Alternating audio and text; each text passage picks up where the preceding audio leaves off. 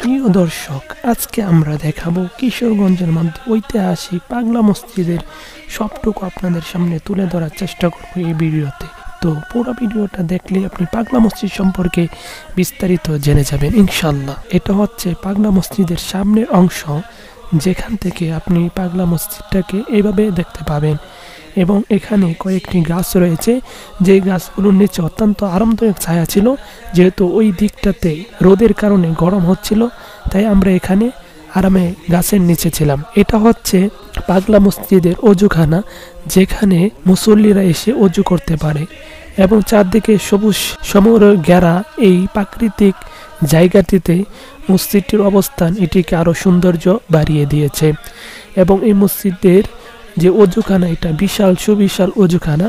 এখানে প্রায় শতাধিক মুসল্লি একসাথে অজু করতে পারবেন। তো আমি অজু করব, হাত মুখ ধোবো, এই জন্যই কলটাকে ছেড়ে একটু হাত মুখ ধুয়ে নিলাম। তারপরে এখন হাত মুখ ধোয়ার পরে অজু করে 2 রাকাত নামাজ পড়ার জন্য এখানে চলে আসলাম। তো এইটা হচ্ছে মসজিদের বারিন্দার অংশ আপনারা এখন দেখতে পাচ্ছেন। এবং এখানে বিভিন্ন মুসল্লিরা তারা নামাজের যে সময়গুলো রয়েছে এগুলোতে নামাজ আদায় করতেই থাকে। আর এটা হচ্ছে মসজিদের ভিতরের অংশ, যেখানে বিভিন্ন মুসল্লিরা নামাজ আদায় করছে। তারপরে আমরা মসজিদের সিঁড়ি বেয়ে উপরের দিকে ওঠার চেষ্টা করতেছি। এটা হচ্ছে মসজিদের 2য় তলা এবং এটা 2য় তলার ভিতরের অংশ। যেহেতু দরজা তালা লাগানো, তাই আমরা ভিতরে যেতে পারছি না। আর এটা হচ্ছে উপর থেকে নিচের দৃশ্যগুলো কিরকম দেখা যায়, এটা হচ্ছে তার একটা ভিউ আমরা দেখতে পাচ্ছি। খুবই সৌন্দর্য মণ্ডিত একটি মসজিদ হচ্ছে এই মসজিদটা। এর আসল কাজ হচ্ছে চারদিক থেকে যেহেতু সবুজ সমারোহ ভরা, এজন্য এটা সৌন্দর্য আরও বৃদ্ধি পেয়েছে। এবং লোকমুখে প্রসিদ্ধ আছে, এখানে যে যে মান্যত করে তাদের মান্যত পুরা হয়।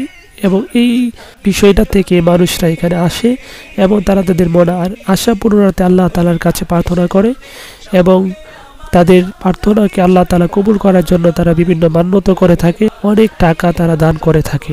এটা হচ্ছে মসজিদের সিঁড়ির বেয়ে উপরে ওঠার অংশ, যেটা জুমার দিন বা বিশেষ দিনগুলোতে মানুষদের অংশগ্রহণ বৃদ্ধি পায়।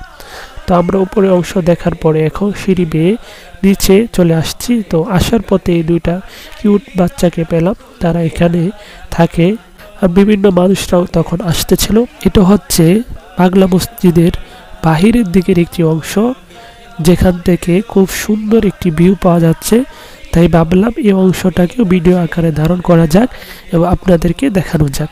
তো এটা একটি সুন্দর পরিবেশ ছিল, যে পাশে নদী, সাথে এরকম সবুজ গাছগাছালি, এগুলো দেখলেই আসলে অন্তরটা জুড়িয়ে যায় এবং মন প্রাণ এগুলো সতেজ হয়, হৃদয়ের মধ্যে এক আবেগ কাজ করে। এই সব কিছু মিলিয়ে একটি সুন্দর ভিউ পাওয়া গিয়েছে। আসলে সুন্দর হৃদয়ে দেখতে পেলে অন্তরটা যদি সুন্দর হয় তাহলে আসলে সব কিছু সুন্দর। আর যদি আপনার অন্তরটা সুন্দর না হয় তাহলে বাহ্যিক অনেক কিছু সুন্দর থাকলেও সেটা আপনার কাছে সুন্দর মনে হবে না।